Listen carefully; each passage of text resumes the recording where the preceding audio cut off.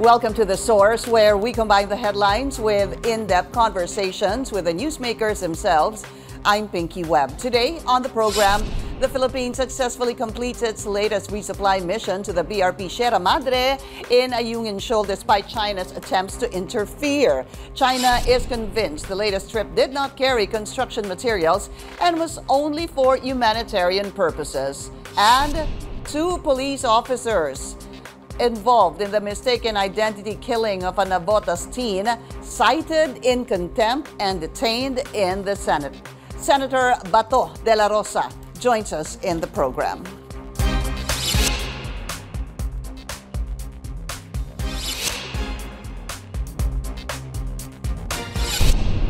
Authorities report the Philippines was successful in its latest resupply mission in Ayungin Shoal weeks after China fired water cannons at Philippine vessels. The National Task Force for the West Philippine Sea says the fresh provisions reached the troops stationed at BRP Sierra Madre on Tuesday, despite attempts by China's Coast Guard and its maritime militia to block the operation again. It says the Philippines can keep pursuing such missions, including repairing the dilapidated Navy ship. But China claims there's a temporary humanitarian agreement or arrangement between the two nations against bringing in supplies for large-scale production or construction projects. Let's go straight to the source of the story. We have Senator Bato de la Rosa. Senator, welcome to The Source. Maraming salamat po sa inyong oras. Maraming salamat din, Pinky, at good morning po. Good morning, sir. I want to start with this resupply rotation and resupply mission in Ayungin Shoal. The Philippines successful in its latest mission. Despite, ang sabi po, Senator Bato, despite attempts by China Coast Guard and Chinese maritime militia vessels to block, harass, and interfere. Siguro, Senator, definitely, it's good that the rotation and resupply, the supplies actually made it. But it still begs the question, di ho ba, is it okay that we're still being harassed in an area that is part of our EEZ?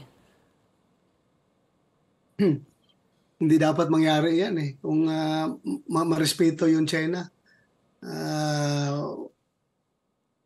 dapat hayaan nila tayo, huwag na nila tayong pakialaman. Ibig sabihin ba, hinayaan daw nila dahil humanitarian mission. Tapos ngayon sila pa magde-decide kung anong pwedeng dalhin doon.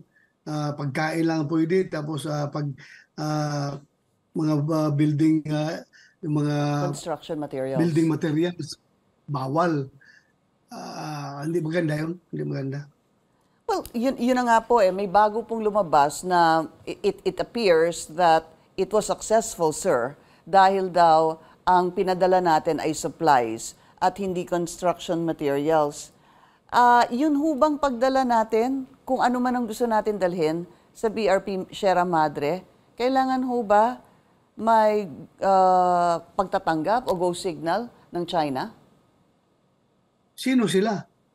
Sino sila para mag-approve kung anong dadalhin natin doon para sa ating outpost doon, para sa ating mga sundalo doon sa outpost? Bakit nila tayo pipigilan kung anong gusto nating dalhin?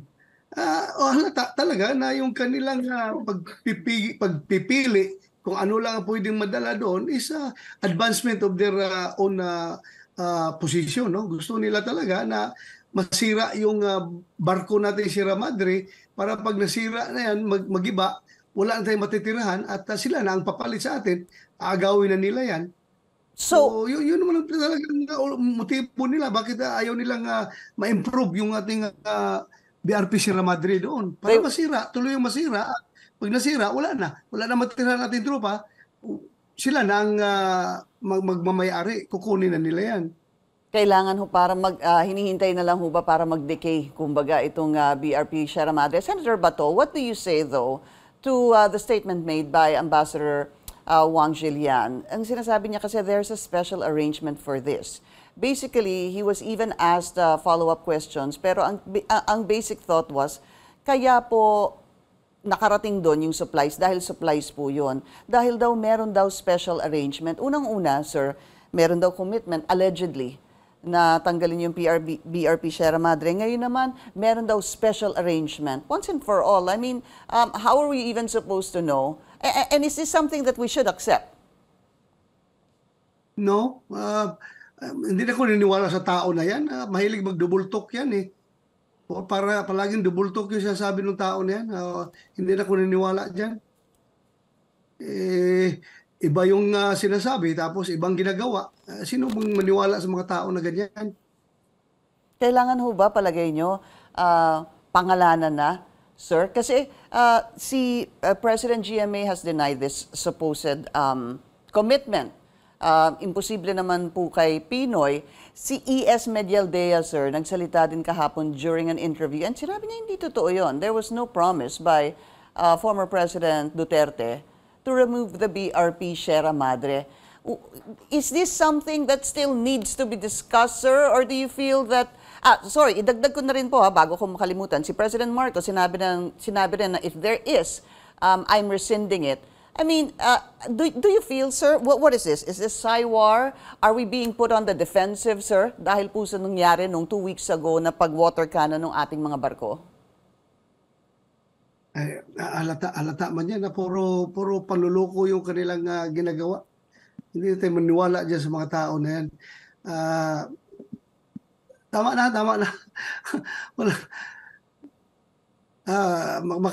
Makakahiblad yan pag isipin natin yung mga tao na yan.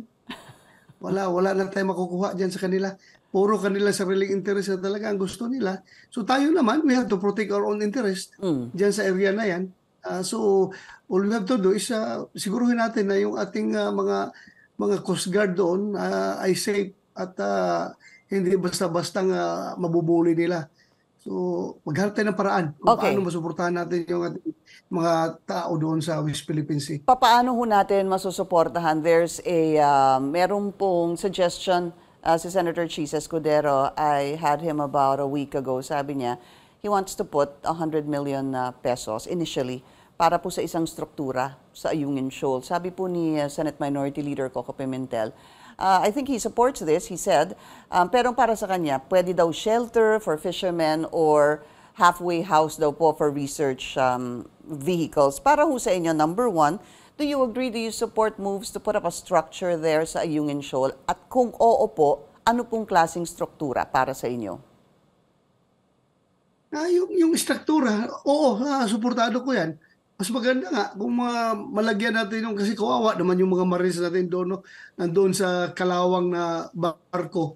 Gagawa naman natin ng struktura, yung properly na makahouse sa ating trupa at kung sinong mga either Filipino or Chinese, i-welcome natin doon. Kung sila ay experiencing bad weather, pwede silang sumilong doon at masisave sila from the bad weather.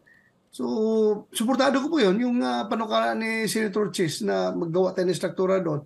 Ang tanong dyan, kaya ba natin? Makagawa ba talaga natin? Kakayanin ba talaga natin? Yun nga, very clear mo sabi ng China na ayaw nila na magpasok tayo doon ng construction materials.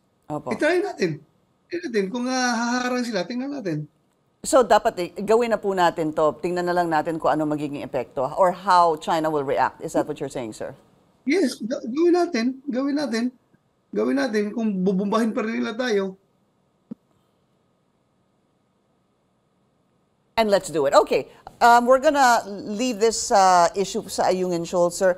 Yung pong nagaganap po kasi itong Code of Conduct, no? The Philippines is hosting this yesterday, today, and tomorrow. Siguro, sir, what are your thoughts on this? And kahit po during the Duterte administration, this is something we were talking about with former DFA Secretary Teddy Boy Locsin. Do you support this? And are you confident that magkakaroon ho talaga ng agreement dito po sa Code of Conduct sa South China Sea? Code of Conduct between whom, Karen? Sinong mga participants diyan? ASEAN, sir. Sir. ASEAN? ASEAN and China, sir. ASEAN and China? Well, let's be optimistic na sana hahantong yan sa magandang resulta. Pero alam mo na, everyone will advance his own interest talaga pagdating diyan. So sana magkakaroon ng compromise para merong peaceful settlement at merong code of conduct na uniformly applied among all the stakeholders in the West Philippine Sea. Maganda po yun kung mabuo nila yun at respetuhin nila yung magiging resulta, magiging finished product ng code of conduct na yan. And one last thing, sir, regarding siguro itong mga joint drills. At sabi po nila the joint drills between the US and the Philippines, almost sure na ho, just waiting for the terms of engagement according to Ambassador Babe Romualdez.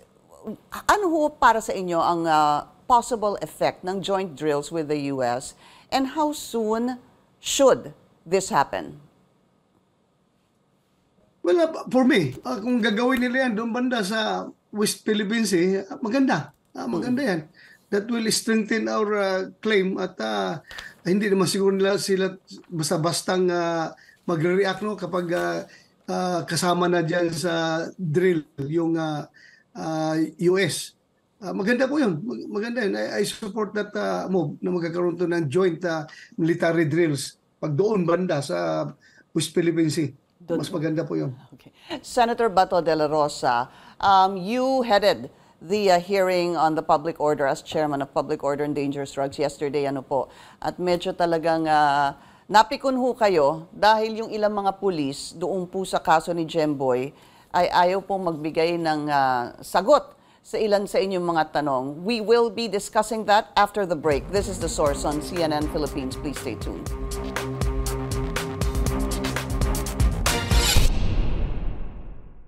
You're watching The Source on CNN Philippines. I'm Pinky Webb. Our source today, I was waiting for you to finish your call, Senator Bato. Okay, Senator Bato de la Rosa, pinag-usapan kasi namin during the break, yung nangyari sa hearing kahapon. Medyo nagalit na ho kasi si Senator Bato doon. He's chairman of the Committee on Public Order and Dangerous Drugs. So sir, in summary, dalawa po sila na cite in contempt. Yung police na si Maliban at Carpio. Siguro balikan natin, sir, ano ho bang nag-udyok? Well, kay Senator Risa Hontiveros para sabihin na i-cite na in contempt these two gentlemen. Yeah, I was asking them. No, na will somebody move for the citing in contempt itong mga pulis na ayaw magsalita, ayaw mag-cooperate sa investigation. Ang pinapa-cite in contempt ko yung isa, yung si Malimban. Dahil nga evading the question, palagi nag-invoke ng kanyang right to against self-incrimination. Opo. Na hindi naman siya ma-incriminate doon sa tanong ko.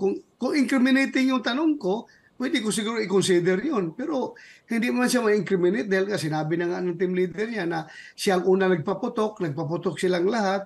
At ang question hindi naman sinasabi na siya ba ang nakatama doon kay Jimboy, na nakapatay kay Jimboy. Hindi naman ganoon. Kundi ang tinanong natin kung nagpaputok siya at ang next na tanong ko is bakit siya nagpaputok, bakit ginamit niya yung baril. Yun ang magiging tanong ko. Pero sige siya invoke ng ganon. So sabi ko nga, wala namang yung cases filed sa korte. Wala pa nga sa korte, nasa piskalya pa nga yung kaso niya. Ayaw na niya magsalita. Sabi ko, hindi naman yan, may Supreme Court ruling dyan na hindi yan bar. It is not a bar for the conduct of Senate inquiry in aid of legislation. Yeah. Hindi po yan. So, hindi mo pwedeng i-invoke yung sub judice rule na sinasabi nyo dahil nga may Supreme Court ruling pertaining to that. So, kaya nagalit ako dahil ayaw magsalita. So, si Senator Tolpo naman, nainis naman doon sa isa, yung official, yung kapitan, no? Yung police captain, pabago-bagong statement. Si Carpio. Malabo, hindi klaro. Carpio, Captain Opo. Carpio.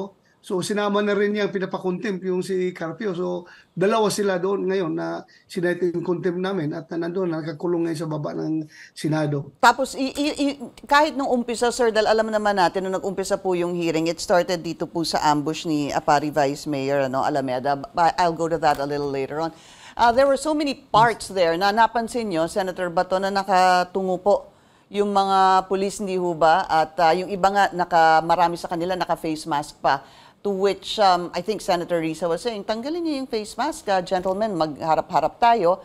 Tapos you were saying na stop looking down, huwag kayo tumungo, be proud, di ba? Para ipakita niyo sa amin kung anong mga itsura niyo. What was the sense there, Senator? Bakit ho ganun? Parang they seemed very meek at hindi ko alam, natatakot ho ba sila? What was the sense you were getting from the policemen? May halong hiya at takot. Nahiya sila sa nangyari at natatakot sila sa humarap sa mga senador.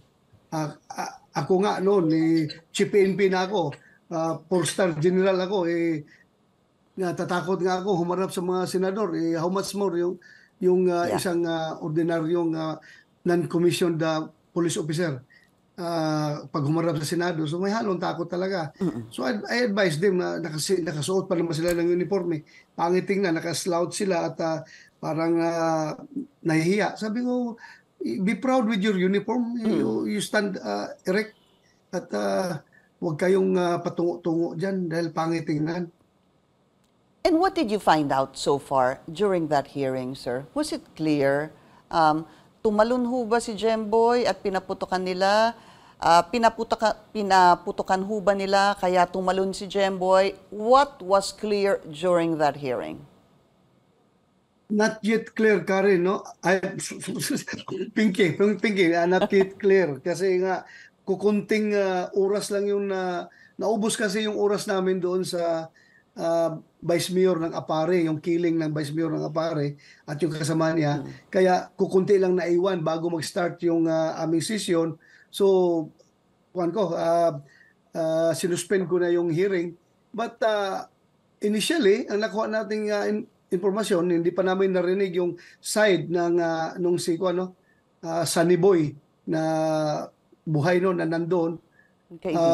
Ang side pa lang ng pulis ang nakuha namin at ang karamihan ng pulis ang nagsasabi na wala daw talaga sila nakitang Jimboy doon. Ang nakita nila yung Sunny Boy lang.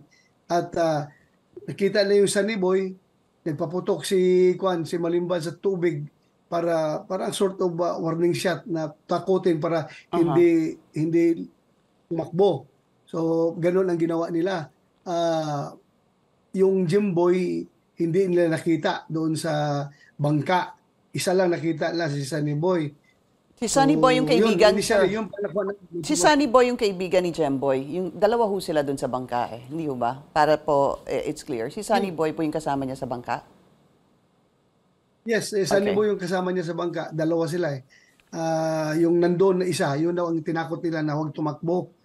Dahil nga may nuhuli sila na yung mga suspect dyan sa mga robbery hold up dyan sa Nabotas, yung mga umaakyat sa mga truck at kumukuha ng mga cargos ng truck. So yun daw ang hinahanap nila. So yun, pinaputukan ng tubig. Pero bakit 6 sila nagpaputok? At yun, may tinamaan ng bata, yung si Sunny Boy, tinamaan doon sa tubig. Kung sa dami lang nagpaputok, malaki talagang chance na tatamaan yung kung sino man yung nasa ilalim ng tubig. Yeah, and I guess doon babalik din po. Sir, marami pa rin ho kasing katanungan doon because there's also allegedly that yung kaibigan daw ni Jemboy sinabihan umano ng by someone that sabihin daw may daladalang drugs itong si Jemboy. I think that was something Senator Risa Ontiveros was also alleging. But I don't know if that came out. Lumabas ho ba yun sa hearing kahapon, sir? Hindi pa na-discuss ng gusto yan kahapon. Hindi pa yan naitanong. Maybe itong coming Tuesday, next week, maitanong natin yan. And the question on the body cam, sir, I'm sure that's something you would want to find out more about and get siguro maliwanagan. Kasi meron daw isang may suot pero hindi daw naon. Yun nga hindi katagal na yung issue ng body cam. si PNP pa ako niyan hanggang ngayon ilang taon na nagdaan, hindi pa rin nila na institutionalize yung paggamit ng body Yeah. camera. Binigyan nga na sila ng tsansa no, na mag-procure by pacing yung procurement dahil nga hindi kaya na bilihin one time dahil malaking halaga ang kailangan, malaking budget at hindi kaya sa budget ng PNP. So every year, sabi ko, magbili kayo every year hanggang sa aabot ang punto na makumpleto na ang lahat. At ang paggamit niyan dapat institutionalize na talaga dahil nga meron na mga Supreme Court guidelines na pagdating sa paggamit ng body cam na kung wala kang body cam na magamit, pwede ka gumamit ng substitute or alternate mode of recording like cellphone para merong recording yung ginagawa niyong police operation. So, I don't know bakit hindi pala na-institutionalize yung paggamit niyan. Marami tayong pending na batas ngayon dyan pertaining to use of body-worn camera, mga bills. Andun ngayon at kasalukuyan natin yung hinihir at the committee level. Yeah, I want to talk about that, sir, because ano ho ba talaga initially ang purpose ng pagsuot ng body cam? Is it number one, sir, to siguro to record yung mga kaso that involves drugs only? Initially, yun ba yung plano? Or does it also involve operations on hot pursuit? Dapat lahat ng operations covered dahil hindi naman tayo sa drugs magkakamali or sa drugs magkakaroon ng abuso kundi sa iba pang operation. So dapat lahat ng police operations ay covered by body-worn camera. Okay. Yun ang pinaka-standard dapat. Hindi lang naman ito sa panggigipit sa ating kapulisan, no? Ay ito'y nakakatulong rin sa kanila. Pagdating sa mga harassment cases against them, pwede nilang magamit itong recordings ng body-worn camera to justify their actions kung talagang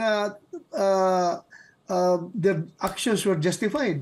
So magamit nila itong Ito yung pwedeng ebidensya sa sarili nila. Opo. All right, Magamit nila. Senator, we just need to take another short break. This is The Source on CNN Philippines. Please stay tuned.